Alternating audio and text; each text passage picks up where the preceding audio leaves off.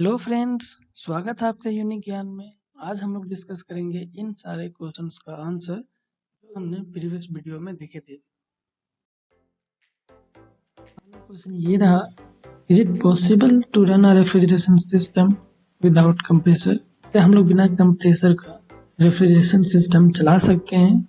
Yes, चला सकते हैं। Vapour absorption system is the example of such refrigerating system, जिसमें से कंप्रेसर नहीं होता। कंप्रेसर नहीं होता तो क्या होता है? कंप्रेसर की जगह पे हमारे पास होता है absorber, liquid pump and generator. आप देख रहे हो क्वेश्चन को कैसे मरोड़ करके पूछा जाता है। डायरेक्टली ये ना पूछ करके कि वेपर एब्जॉर्प्शन सिस्टम क्या होता है, उन्होंने पूछा ये बताओ कि बिना कंप्रेसर का रेफ्रिजरेशन सिस्टम चलेगा या नहीं चलेगा। अब हम लोग क्विकली रिकॉल कर लेते हैं कि वेपर एब्जॉर्प्शन सिस्टम में क्या क्या होता है।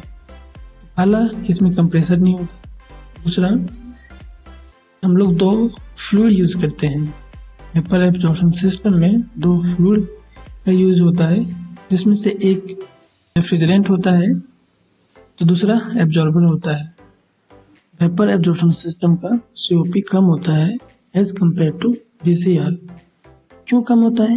क्योंकि हम लोग लो ग्रेड एनर्जी का यूज करते हैं। तो ये सारे कॉन्सेप्ट थे BAS के लिए। अब हम लोग चलते हैं दूसरे क्वेश्चन पर। Second question, I want to increase my room temperature by refrigeration system, how can I do that?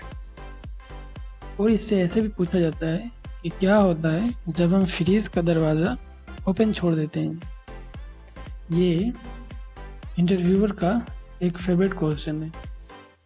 Before answering this question, let's assume the room is fully closed. हम लोग इसको दो तरीके से देखेंगे। पहले, एक आमतौर की भाषा में हम लोग कैसे समझाएं। दूसरी, माइक्रोस्कोपिकली हम लोग इसको कैसे समझते हैं। तो पहले हम लोग ये समझते हैं कि रेफ्रिजरेटर काम कैसे करता है। रेफ्रिजरेटर में बहुत सारे कंपोनेंट्स होते हैं, जिसमें से एक होता है इवेपोरेटर। इवेपोरेटर का काम क्या है? इवेपोरेटर का काम है हीट लेना। कहाँ से हीट लेना?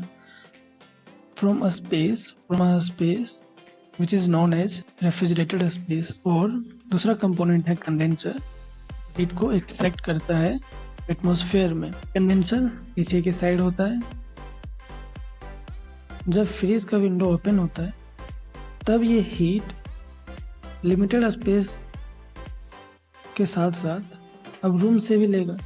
पहले ये हीट केवल लिमिटेड स्पेस से लेता था जब विंडो क्लोज था।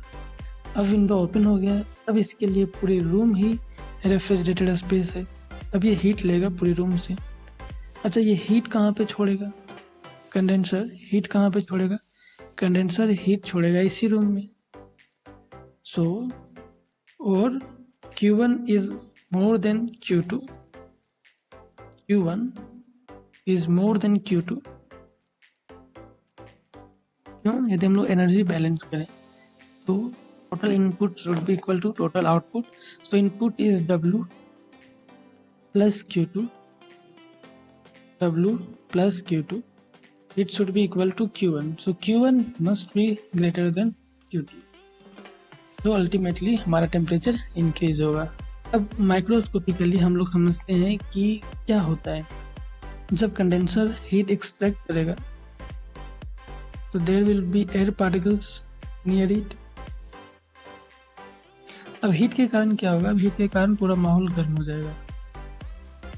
मतलब जो एयर पार्टिकल्स का जो टेम्परेचर है वो इंक्रीज होगा। टेम्परेट पार्टिकल्स से उसका टेम्परेचर हाई है और जो ब्लू पार्टिकल्स है उसका टेम्परेचर लो है।